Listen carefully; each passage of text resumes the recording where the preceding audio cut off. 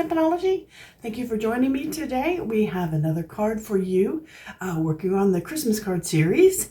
So today we have, this is going to be difficult to hold it up to show you, but we have an easel card. So I don't know if you guys know, easel cards sit up like this. So you can put them on a mantle place or whatever. And this is the front. So anybody pulling it out of the envelope, this is what it would look like. And it has a double sentiment. We have this one, and then we have on the inside, oops, come on, this one, like this. So this is a good card, so you can still have the easel card to it, but with this little extra bit on the back, if you like to, like some people only catch up at Christmas time.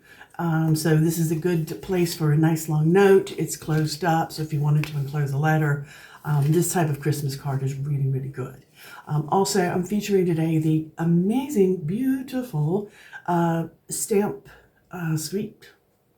set dies and vellum papers from the Golden Greenery and Greenery, the Vellum Greenery set. I'll show you in a minute.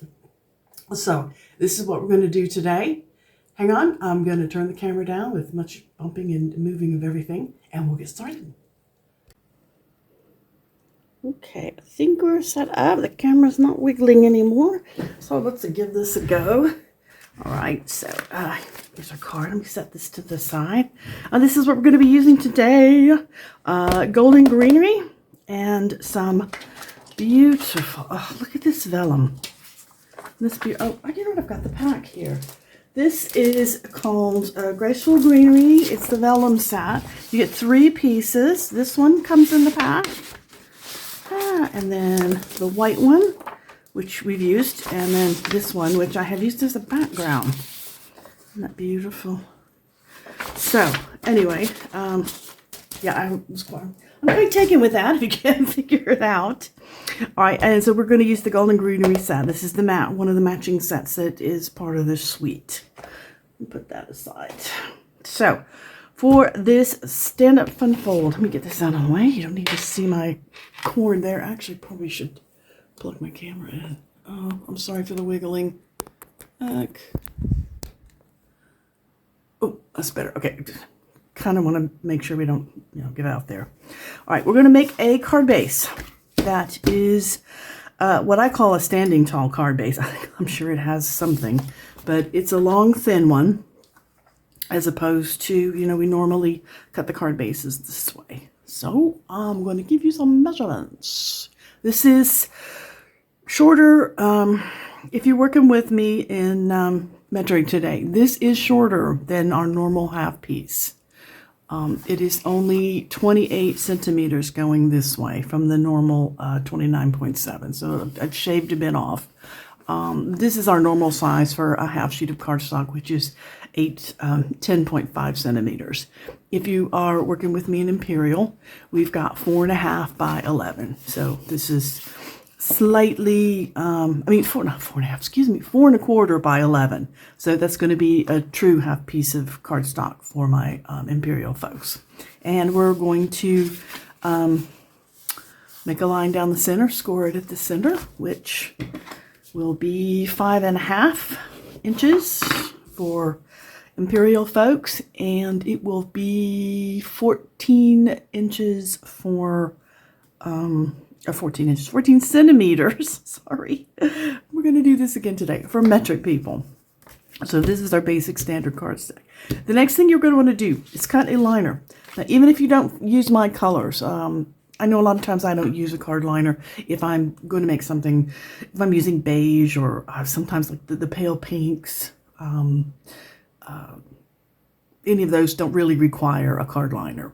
But you need one for this because you need it, the extra bit here to help it stand up.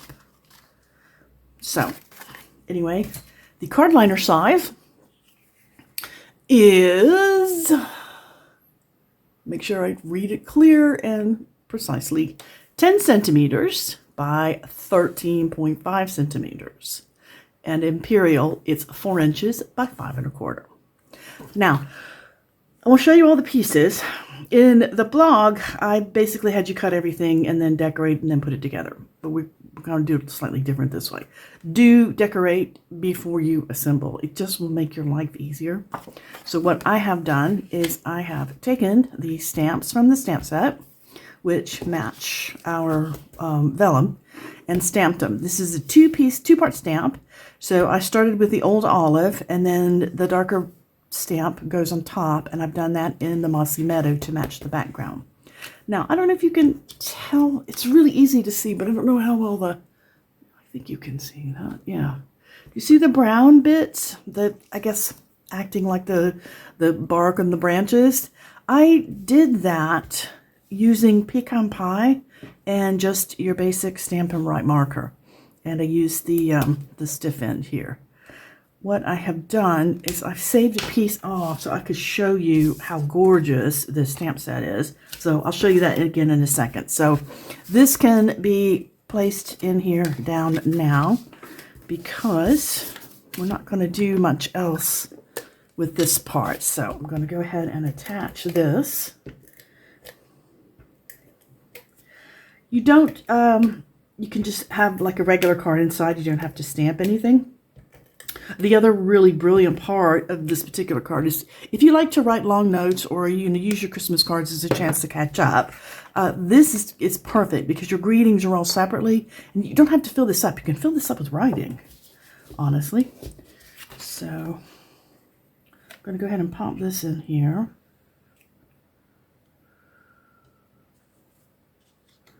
There we go. So I've used the pecan pie and the green colors that are matching what we're doing here, which again, you guys have heard me say this 100 times. One of the things I love about Stampin' Up! Is the inks, the papers, the designer papers, they all match. So you don't have to like go crazy trying to figure out what's going to match.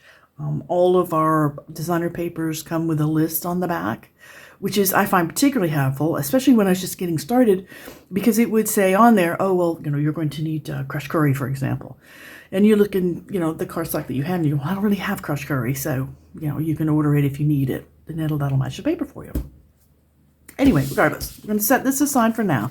Now, the next thing we're going to use is, this is the top, the uppermost piece, or what I call the easel piece. So I'm going to give you some measurements here. This is 10 centimeters this way by 24.7. Yes, that's a bit weird, but trust me on that. I'm going to explain why in a second. And if you are working in Imperial, you've got 4 inches this way by 9 3/4. As I usually do, I sit down with any design I get, and I my husband says I metricize it, and I turn it into metric, but I don't normally just translate, straight up. I usually try to remake the card to take advantage of the fact that our A4 card stock here in Europe is slightly longer. So I generally try to, do some jigging so I can use all the cardstock, so I don't have any extra bits laying around. I tried that on this, and I tried it, and I tried it, and I have all kinds of bits and pieces over here with glorious failures, which, I'm not going to show you, sorry. What I did and why this is such a strange measurement is I went right back to the original measurements, and all I have done on this one is translate. So my hat's off to Jackie, because her proportions were just perfect, and I couldn't beat them. I couldn't change it. So anyway, hence the strange size here and the strange size on the cardstock. So this is literally not my design. This is total translation from Miss Jackie's website. Anyway, here's our piece. This is cut in old olive, and we have scored it in 2 places. And the first way, actually, when you do the score, I run it in this way. So you score it here. The first one is at 5.7 centimeters or 2 1/4 inches. And then again, right here at 11.4 centimeters or 4 1/2 inches.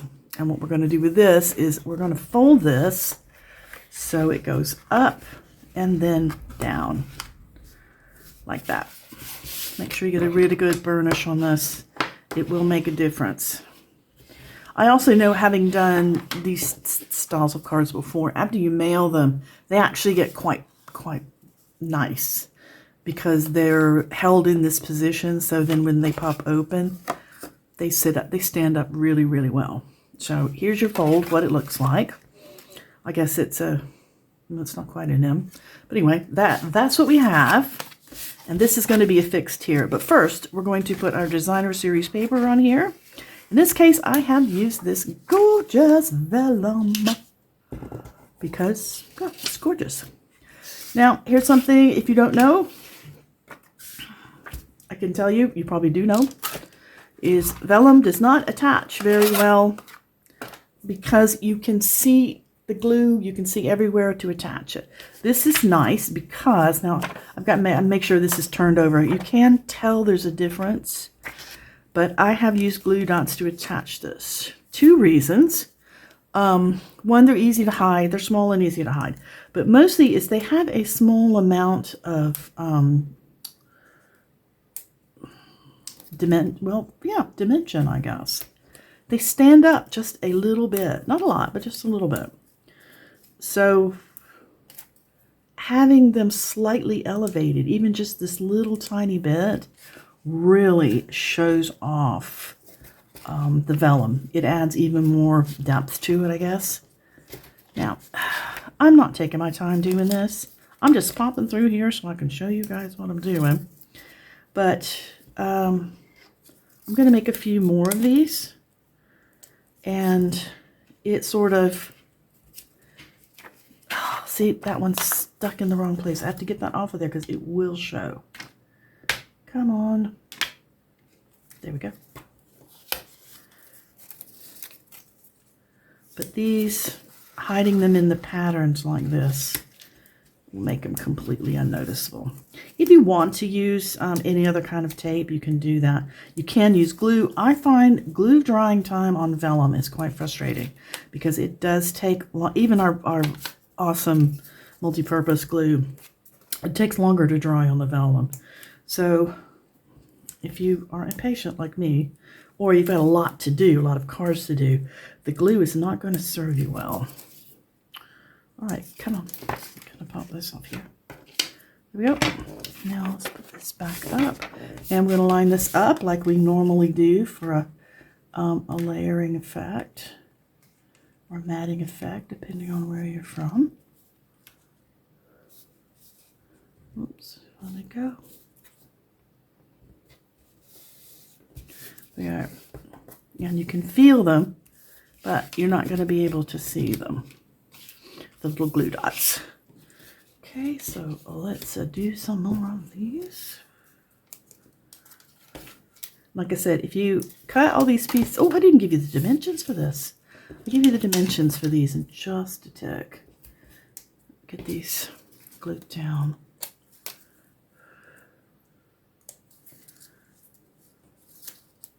Come on. Don't know what I'd do without glue dots. My humble opinion, it is the only way to attach ribbons. You don't have to worry about glue drying. You don't have to worry about how strong it is. Because once that glue dot is down there, it is going to want to stay. All right, I want one more here, I think. It's going for the 4 corners in the center. As you can see, not exactly able to do that. So let's put this one down now.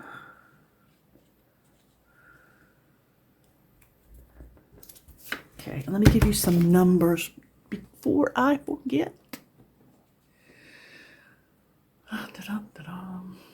Okay, this piece here is 9.5 centimeters this way by 12.7 this way, and 3 3/4 of an inch across and 5 inches down. Now these 2 little guys here are exactly the same size, so you're going to cut 2 of your designer papers into 9.5 centimeters across and 5.1 centimeter down. And then if we're working in imperial, it's 3 3/4 of an inch this way and 2 inches that way. So I got some good numbers there to do these. So honestly, this one, oh, I can't see the, yeah, this is it. The white is actually slightly raised on this, which is what I'm looking for when I was flipping it back and forth.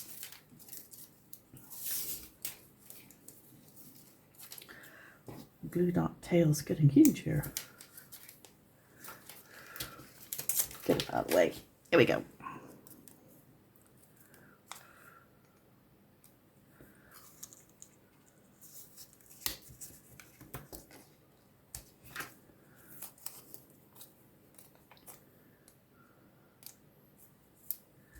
Okay, I managed to get a hair in there. How embarrassing. Sorry about that. At least it's not when I'm cooking or something equally disgusting like that. Although you probably, you know, went there in your head, and again, I apologize. Not the best mental image.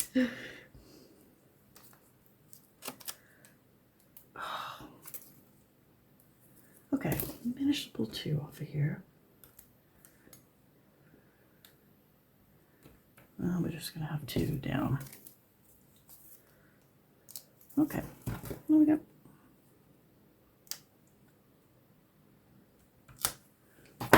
Okay, easy peasy stuff.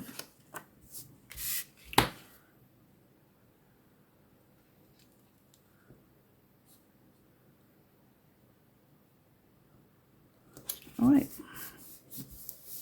Now I don't know if you can tell, this shows up very nicely in person. I don't know how well it shows on the camera, but these actually have more, because of the very slight glue dot which raises it up. I'm kind of flexing that so you can see it, but you can't really tell from looking at it. It gives it a really good dimension, and it being vellum and clear behind, you're picking up that lovely old olive color coming through, and it's just making the old olive and the vellum just sort of show up really bright, and it's highlighting the white on here, which I think is, you know, well, I'm just gonna say it was made for this. Now we need to put our focal pieces on here. Actually, I'm gonna glue this down first. Really prefer to use my regular glue. Let's have some glue.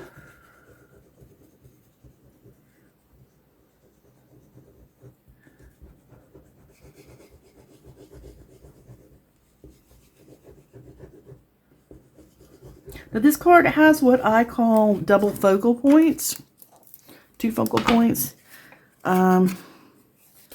because when you move it, you'll be able to see the other.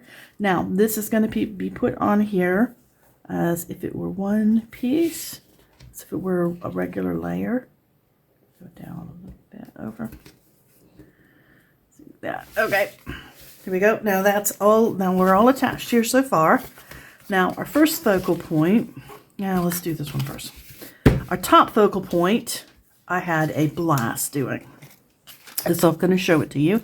These are part of the die set. This is the get pine balls. There's 2 in there, both go in slightly different directions. This is one of the foliage pieces, and I cut it out of the white from the pack, the vellum pack. And these are the bells. Now the bells are, this is again like the pine balls, they're a double stamp. So there's a plain one that's almost filled in, and then one on the top. Now I really spent a lot of time with my inks trying to figure out the best looking bell. I came across several, which I will probably be doing, but for this particular card, I felt it was important to use the pecan pie because of the pieces that are in there, and it was the best for stamping in this. So I had to go with something that matched it. So I tried with the, using the dark highlights as with the pecan pie, and I tried using crushed curry, which was good, but not as good as the wild wheat. However, the wild wheat was too gold. So if you're going to make these spells and you want them to be very gold, I recommend using wild wheat and pecan pie. And if you want something that's like super shiny gold without actually using gold paper, go with the crushed curry and then the wild wheat as the darker elements. But for this, I wanted the darker elements. Now, I wonder if you can guess what color that is with the pecan pie.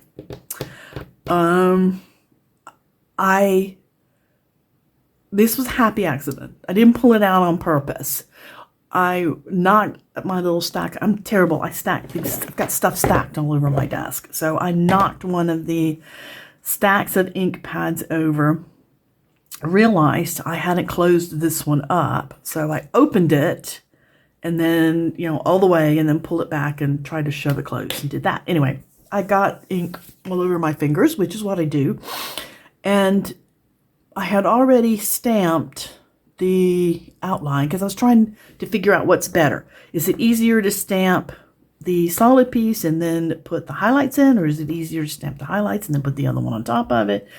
For this particular thing, I found it easier to stamp the bells and then put the highlights, but that may not be your experience, but it was mine. So before I could stamp down the other colors I was trying, I actually did this with my hand, and I picked it up and got crumb cake ink all over it. That is crumb cake. I am so tickled at the way that turned out. I never would have thought that that color would show up like that. But this is a combination of crumb cake for the base and pecan pie. So if you're looking for a more of a brass colored bell instead of the gold one, you might keep this in mind if you have this set. So I was just quite chuffed at the way that turned out. So anyway, I'm going to affix this now. I used dimensionals. You don't have to use dimensionals. If you're worried about mailing weight, it might make a difference. I felt like dimensionals stuck better on the vellum. If I had have used dimensionals, I would not have gone with glue. I would have either gone with the Stampin' Seal, the glue dots, but the dimensionals worked great. I also felt like the dimensionals balanced it better when it was standing upright. And I'll show you what I mean. So you line this up like this so it's centered, as if, this were all one non-moving piece. You sort of get your idea where your edge is. So I just did it like that. And pop these dimensionals on here. I used a lot of them because I wanted to make sure it would stick. Your experience may vary. And again, if you're not using vellum, using a regular designer series paper, you don't have to worry so much about this sticking down. It's just that vellum can be tricky, so. But it's so pretty. It's worth the tricky, I think.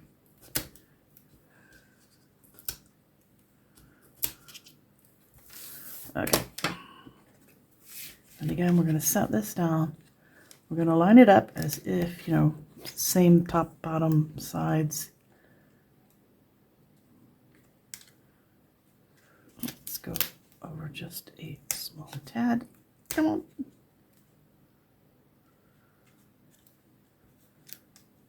I think that's got it. Oh, it's so hard to see without putting my face in front of it. No, we're over quite yet. Come on. Just try not to stick it down. Come on, guys.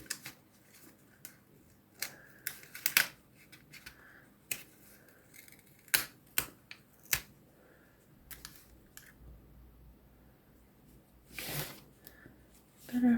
Better. Make sure I'm still. Yep, better. All right. That's probably up a little higher than I want it, but it's all right without actually sticking my head in the way, so you guys can't see what I'm doing. I'm going to leave it as it is. Now we need a greeting for here. You are going to need a piece of paper. I have gone with the same thing that I used on the inside here, the white, because it's such a beautiful, it's a bright contrast, and I wanted to do some more stamping. So this little guy here, your small rectangle. Oh, your large focal point, this one, the Mossy Meadow one, This one is 6.6 by 10.5 centimeters, or 2 5/8 by 4 inches. So that's your green piece here, your focal point. And your smaller one that's going to go behind is 5.7 by 8.9 centimeters, or 2 1/4 by 3 1/2. And that's going to tuck in here and basically do the same thing. We're going to glue this down so it's just all lined up like that. But I stamped another greeting on here because I think this is just really pretty in this kit. This is thinking of you with warm feelings and a wish for all the merriest. I just think that's very, very pretty. But I wanted to show you how cool this stamp was. And let me get it out. Because I'm in love with it. So I stamped with this larger one here. Like, what did I do? That, something like that. I don't even remember how I did it. Oh, I've got it backwards. I did it like that. And now this is the smaller stamp that fits on these, it's more or less on the inside, so it looks a bit like that. Let me get my stamping pad here. Just grab a block,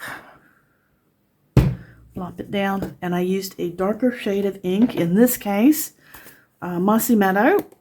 And this has got the same,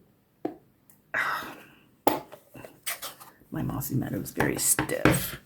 And I'll stamp it on a piece of paper here so it doesn't get all over the place. But I just think this is so pretty. I love, love, love this stamp. And it is so easy to stamp too. You were literally just looking to get it kind of in the middle. And if you go off a little bit, it doesn't matter. See, like that's off a little bit, but how would you know? Because that's what pine bonds look like. They're all over the place.